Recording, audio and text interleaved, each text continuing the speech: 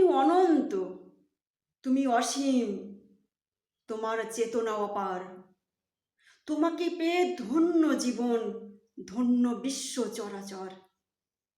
ভারতবাসী আমার ভাই, তুমি উচ্চারিত করেছিলে বজ্র কণ্ঠে, জীবে প্রেম করে যেই জন, সেই জন সেবিছে ঈশ্বর।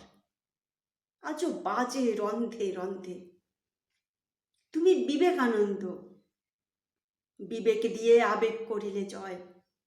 মানবের মাঝে মহান তুমি, তব খ্যাতি বিশ্বময়।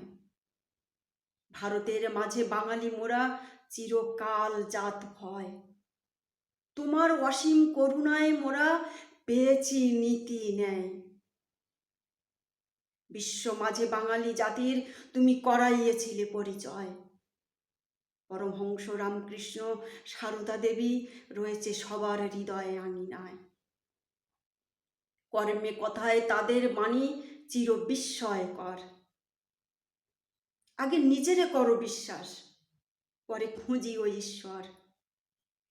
তবু স্বার্থান্বেষী মানুষ মোরা, স্বার্থ নিয়েই রহি।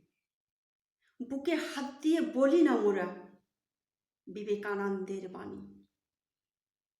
মানুষের মোরা করে অবহেলা, ভগবান খুঁজে মরি।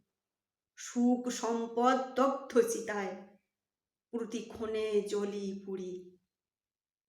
নতুন যুগের যুবক মোরা, চলো হাতে হাত ধরি।